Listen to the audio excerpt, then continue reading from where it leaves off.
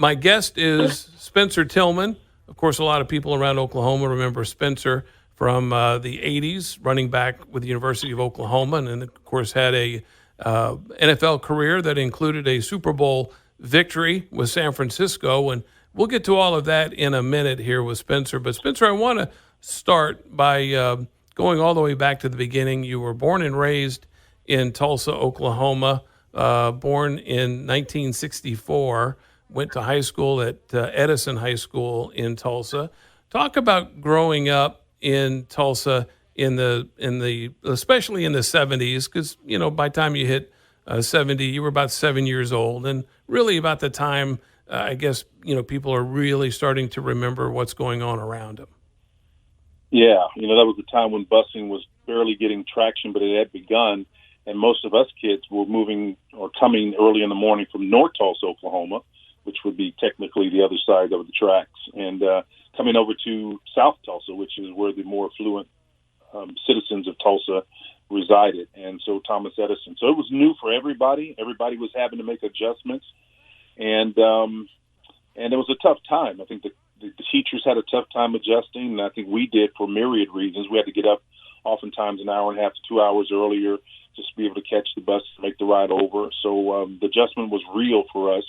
And more than just the sociological part of it, it was a physical adjustment that had to be made.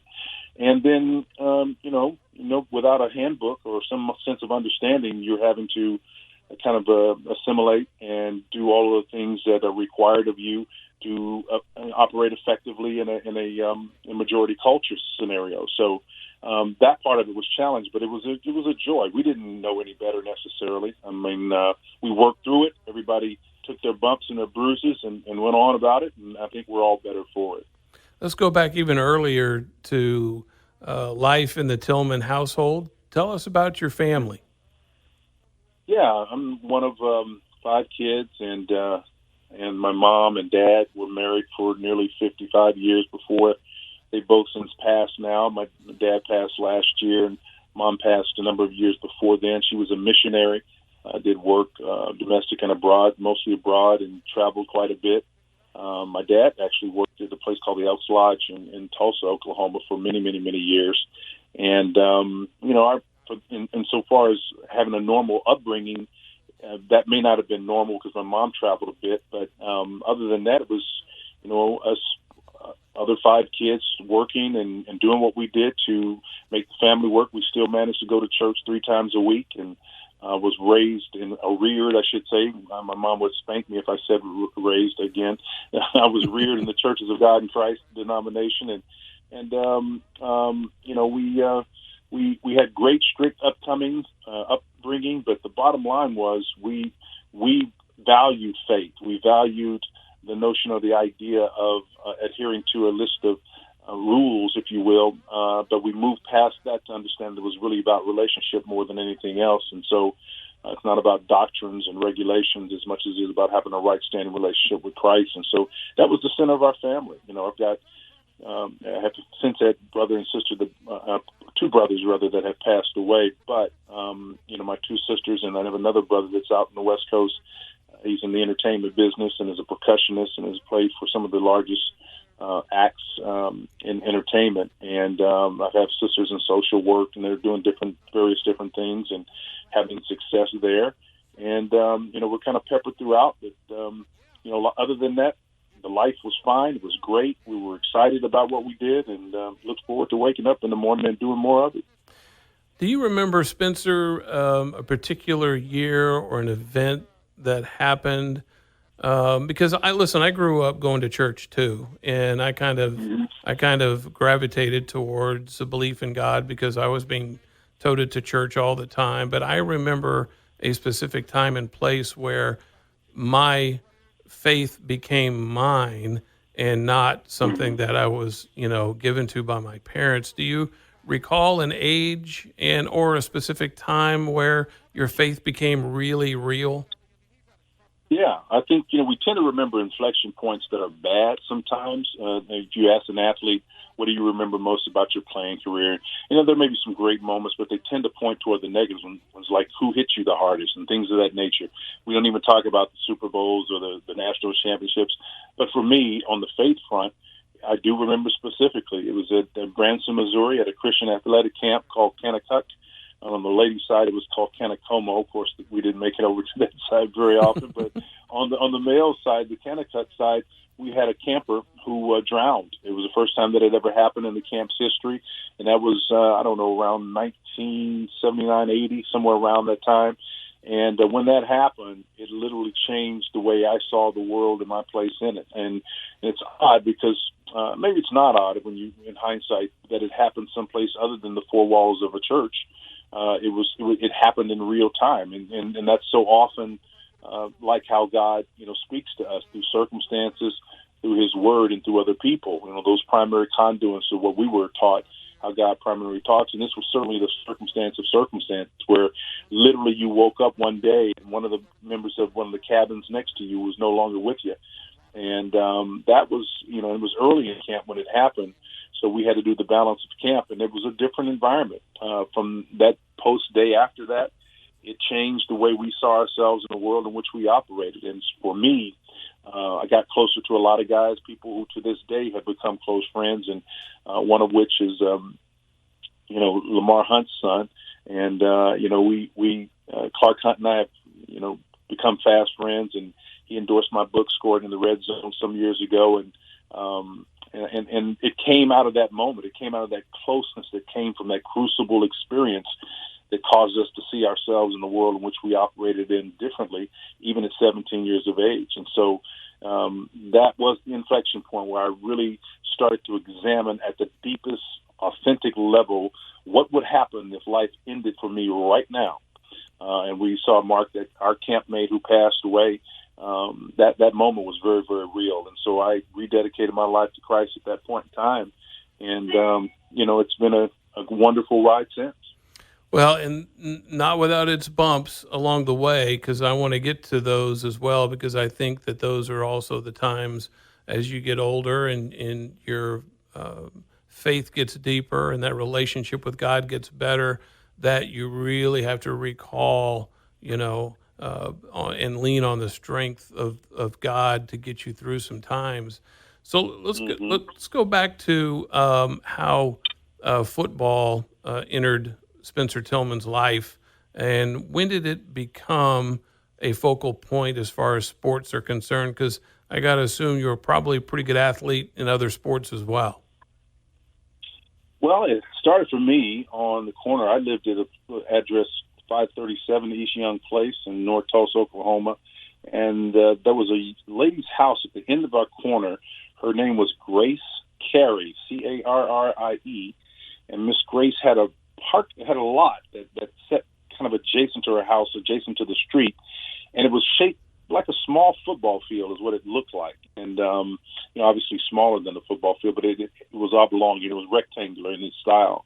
And so it had those two long parallels in the end zone, so it looked like a baby football field. So we would play impromptu games of football on her lot. She would allow us to play there.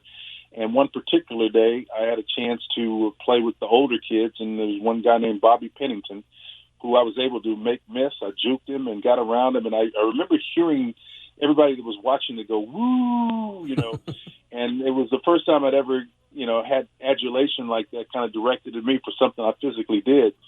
And it made me, I never will forget the feeling. It made me feel really cool because those people were driving by in cars and other folks were standing there watching. And they saw me make Bobby Pennington miss. And I kind of got hooked on it from that standpoint on. And Bobby was the best athlete. Everybody knew that. And if I could make Bobby Pennington miss, then I kind of was liking this thing. So that's where I was introduced to the game. And from there, went to Pop Warner football. We would make the trek over to Wade Whiteside Park in Tulsa 41st and Harvard. And we would play structured football. And then that moved on to junior high school, Thomas Edison, junior high school, and then on to Thomas Edison. And 1 year I left and came back to Booker T. Washington, which was one of the rivals, which was in my district. And we kind of went through a phase where we were saying, hey, do we want to continue to keep going on the south side of town? Let's just, stick with tradition, stay close to home. So I did that one year in the ninth grade and but I still played for Edison, it was a long story how that happened, but they were grooming me to be the next back for Booker T. Washington and all this stuff. So I decided to just continue to go to Thomas Edison. So I aligned with Thomas Edison and matriculated from there eventually, and had a great career there. And I don't know how long it was, 37 years or so. Had great success, and one of the records I set then was just broken. I guess it was 30 some odd years ago. Mm-hmm. So it was a fun time. I enjoyed it. I stayed connected with them, and it was a great ride. And of all kids, a kid that is going to Nebraska to play college football. Beyond, yeah. That's had a chance to spend some time with him last October, and his coach did a great job of marketing and building that up. It's just a great example of how to make your program relevant and how to draw some attention. That's one of the great things that wise coaches understand, because it's a crowded place out there. And one of the great jobs that Bob Stoops did during his run at Oklahoma, he put his marketing degree together and leveraged those players that, were essentially recruited by John Blake. The 17 of the 22 core players that they won their national championship was recruited by someone else, but he brought the coaching prowess and the organizational structure that put that program over the hump. And so in a similar way, I think what Savion's coach did at Thomas Edison was to put a narrative and a story and a promotional piece behind what he was doing to elevate him and parlayed it to another level for the program. And I thought that was really a cool thing. So here you are at Edison, obviously become, one of the best running backs, certainly in the state at the time. And thinking about college, tell us about some of the offers that you had and why you selected Oklahoma. Yeah, being a homegrown kid growing up in Oklahoma, I had some natural connections to Oklahoma University vis-a-vis my dear friend to this day, Scott Noble, who was my center, and his dad, Bill Noble, owned a company called Builder Steel in West Tulsa. And Bill had gone to the University of Oklahoma and ran track, and during the time period when he went, it was during the war. So you had, guys that were a little bit older than us who were coming back and as grown men, essentially, and playing at Oklahoma. But he influenced me a great deal, made several trips to Norman in the capacity of a fan, and met Billy Sims and a bunch of other people who were doing cool things there at Oklahoma, and just fell in love with the Crimson and Cream. But I did attend on a recruiting visit, went to Alabama. At the time, believe it or not, SMU was really hot.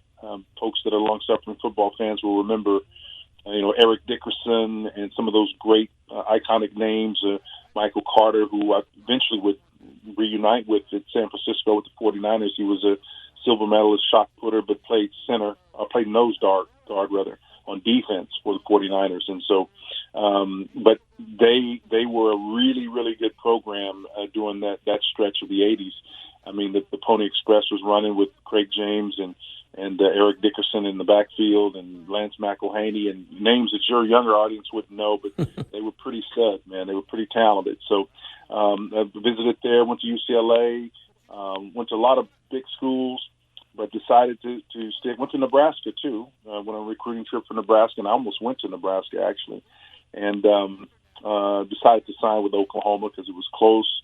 It's kind of tough to pull me out of there. Billy Sims, when I got the Billy Sims jersey in the mail, that did it for me. So that was it. What kind of influence did your parents have on what school you attended? Didn't really have an influence on what school. They pretty much left that up to me. I mean, my parents were really more interested in how I was going to be raised, reared rather, and how I was going to apply the education beyond the white lines of a football field to behind society's lines of scrimmage.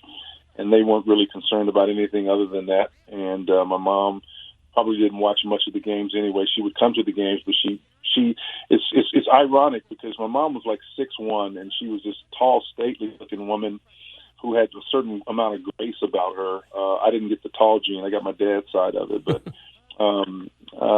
she wouldn't watch the games most of the time. She'd put her hands over her face. She didn't want to see her boy, get hurt.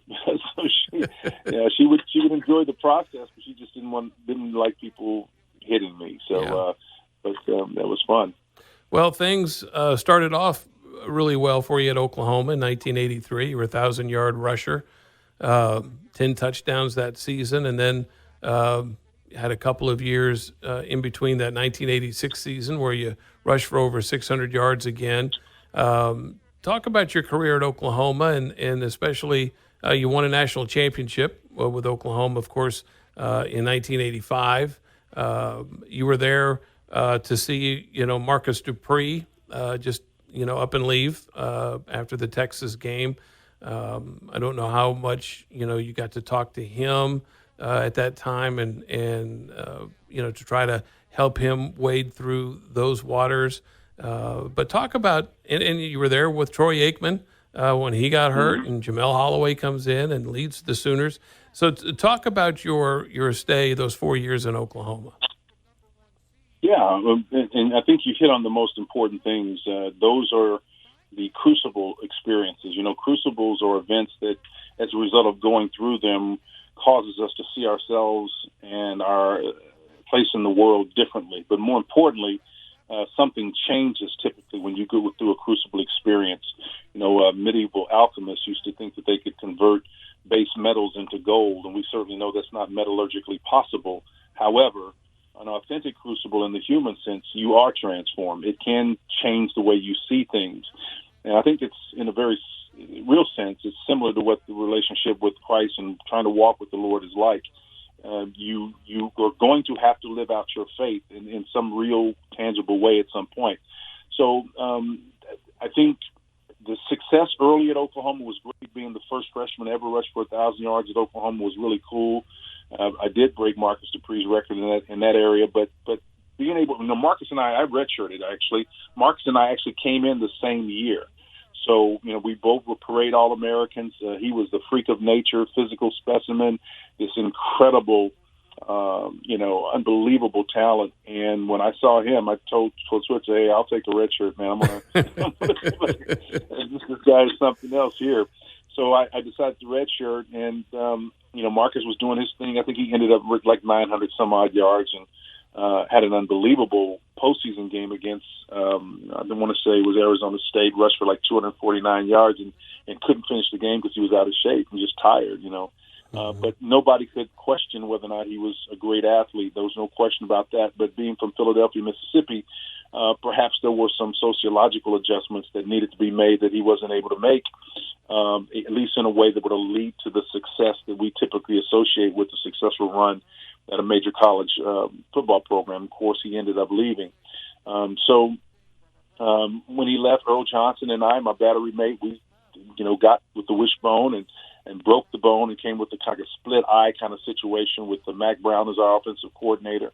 And, we did some really cool things with Mac, and Mac leveraged that year and went on to become the head coach of North Carolina. So he had some success, and the program continues to do that to this day. Coaches matriculate on after they have success. But for me, I think there was a definite arc of the success at Oklahoma. It was interrupted, like life is interrupted often. Had a hamstring injury that sidelined me, and my production went down for 2 years, and then started to come back a little bit. But when you get out of that lineup at Oklahoma, I don't care how good you are. I made parade All-American or not, it didn't matter. You had always somebody locking and loaded, ready to perform, who deserved to play if they had success. And you didn't lose your position typically because you were injured necessarily. But if you were and somebody stepped up, the same rule applied. They weren't going to lose it unless they were injured. So I was able to force the hand a little bit with performance and get back in there and compete and have some good success, and was a starter for the balance of my career and the beginning as well. But no question, we were sharing some time with Patrick Collins and Anthony Stafford and other great athletes that were there, Lydell Carr. And just the sheer fact that we were running a wishbone, technically we had 4 running backs in the backfield at any time, including the quarterback who ran the ball as much as we did. And you alluded to Jamel Holloway. Jamel, of course, is the only freshman. I think it's happened now since one other person has done it, a kid at Clemson. But Jamel is the only true freshman, the first true freshman to lead a team to a national title, and that was again broken just last year. So, or not broken, but tied. You can only be first once.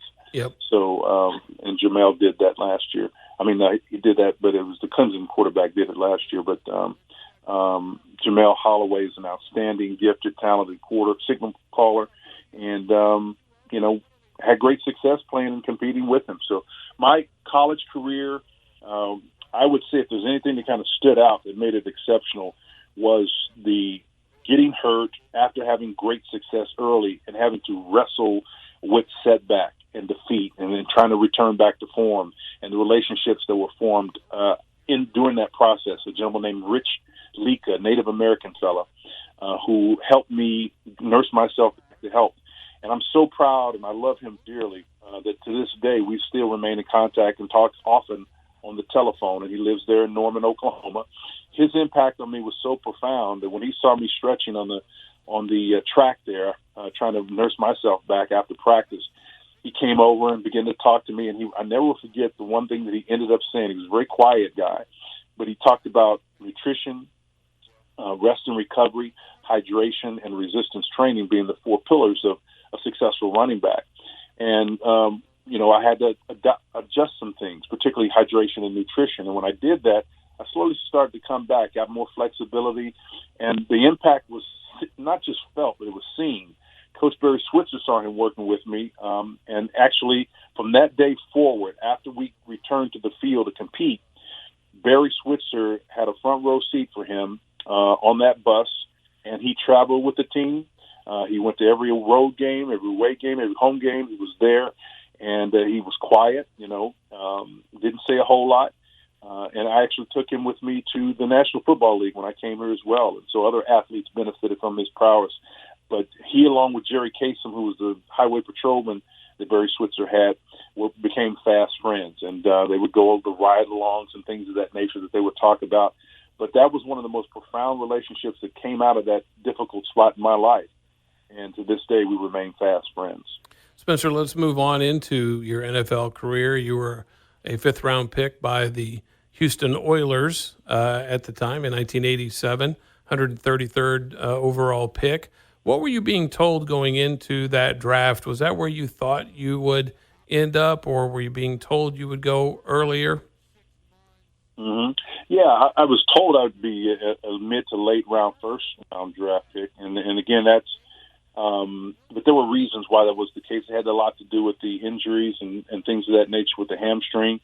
And, I don't cry sour grapes or anything to that effect. But, when that narrative gets out there and you don't get the support that you need from your trainers and managers and things of that nature, scouts, because they're dealing with such high-stakes situations, they're going to be ambivalent about it. And what probably helped me even get drafted, period, was the performance I had in the Senior Bowl. I had a couple of big catches in the Senior Bowl that caught the eye of some San Francisco 49er folks. That's ultimately why I ended up at San Francisco.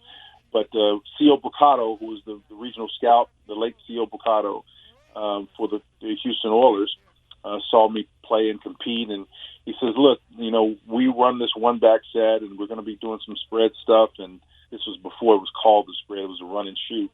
And he said, but, would a running back from Oklahoma come here? And he was concerned about whether or not I would play at a high level because, if you started at Oklahoma, you were going to be a pretty elite back, and you wanted to be somewhere where you're going to play. So I said, look, no, I can compete anywhere. It doesn't matter to me. And sure enough, they ended up drafting me, and they were running a single-back set. And so imagine this. You're going to a place where we're started at Oklahoma, but you're drafted to a team that's running a one-back set. And here are the starting lineups over that time period that I was there. Heisman Trophy winner Mike Rozier, Alan Pinkett, who finished second in the Heisman, Lorenzo White, who finished second in the Heisman Trophy. They same year, 87, I was drafted. Alonzo Highsmith was drafted number one in the first round, I want to say fifth overall. And so you had, four top three running backs and one Heisman Trophy winner in that group, and two other Heisman Trophy semifinalists. So that's the kind of competition you had. So I had to become a special teams ace, third down back, cut the ball out of the backfield really well.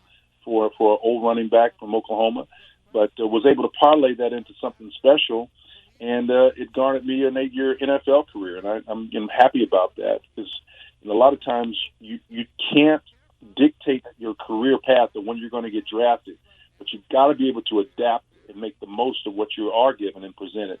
And that we can't, control our birth order or anything like that. What we can control is the amount of effort we bring to the table when we're put in a position to be able to collaborate and compete. And that's what we did, and I think we did it successfully. Obviously, a natural leader in so many ways. And Spencer, once you're traded to San Francisco, you become co-captain with a guy named Joe Montana and Ronnie Lott as part of the 49ers team that wins the Super Bowl and beats Denver. Yeah, that was cool. That was, when I first got there, I was asking Dr. Harry Edwards, who was our team psychologist, and that just kind of shows you in and of itself how San Francisco were light years ahead of any other programs. They were one of the first teams to ever have someone that was concerned and interested in and understood the interplay between kids from different backgrounds and why the locker room's composition was so important. Dr. Harry Edwards was responsible for organizing the locker room, and among many things. And his work was done under the radar oftentimes. But one of the things that always concerned me, or at least was of interest to me, was why my locker was between Joe Montana and Steve Young's.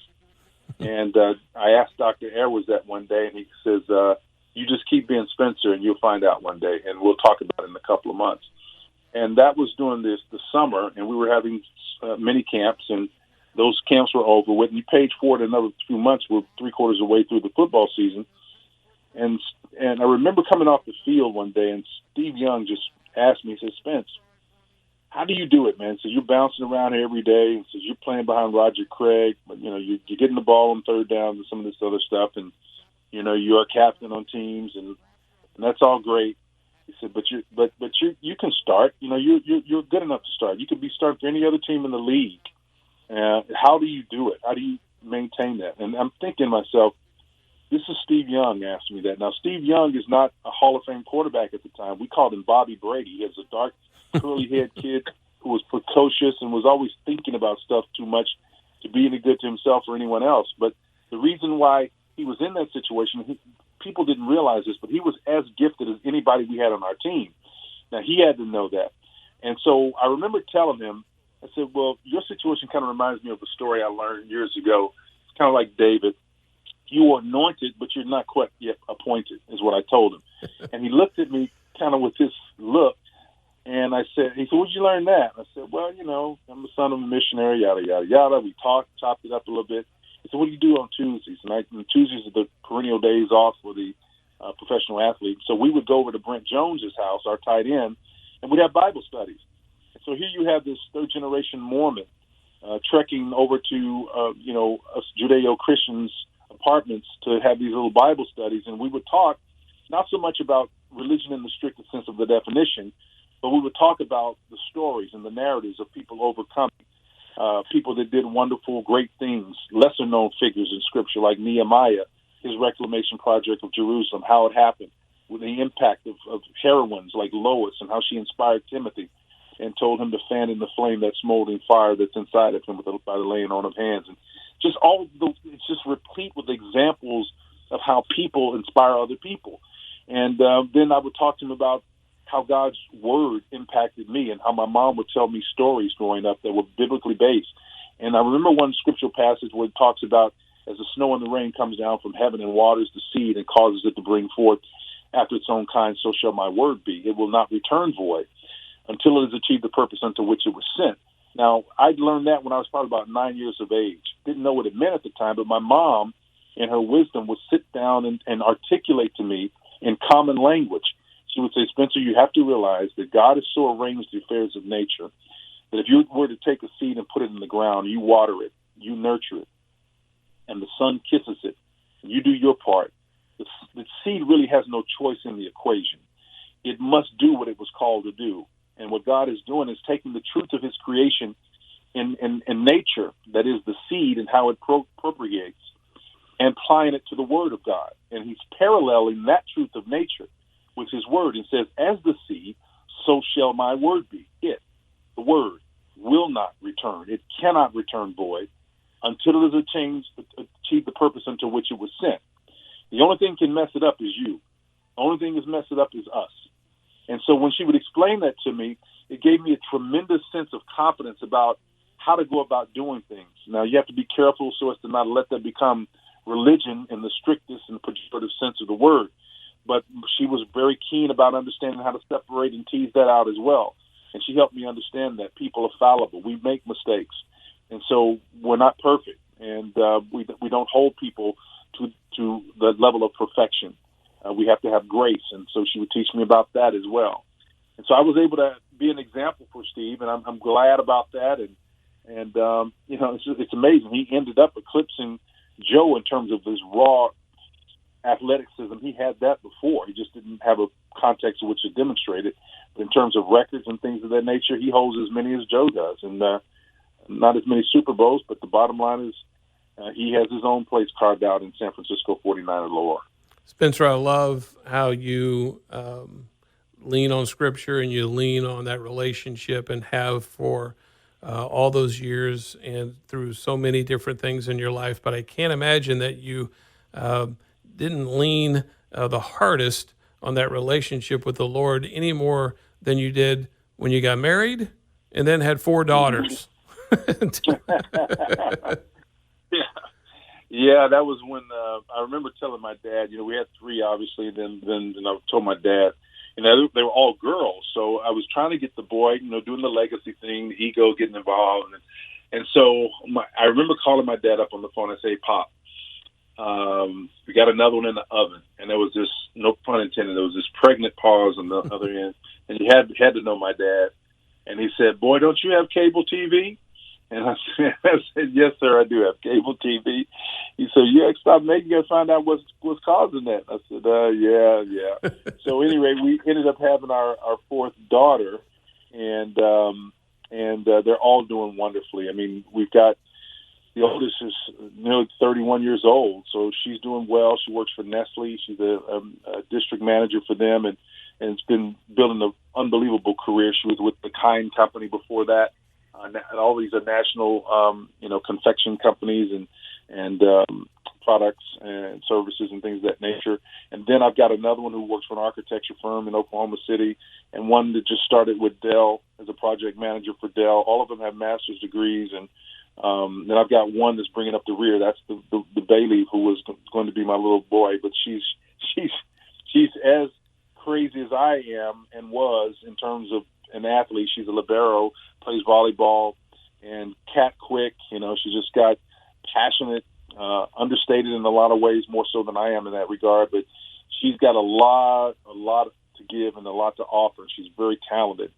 So she'll be, playing volleyball for someone out there. So looking forward to seeing her matriculate and move on. But those 4 daughters, as you said, they're wonderful, and they love their dads, man. They take care of their dads, and that's another good thing about it. That's awesome. Listen, Spencer, thank you so much for your time and for your insight and your thought. And I know there are a lot of listeners who are going to gain a lot from listening to what you had to say over the last 30 minutes or so. And I will leave you with this. I do hope that I know we'll have college football again. I don't think that's an issue. But obviously, what form college football takes this year, that's still unknown as of you and I talking today. But I certainly hope you guys, you and Tim Brando, can get back in the booth here in the next month or so. You bet. I look forward to that. Thank you for the time. Thank you, Spencer.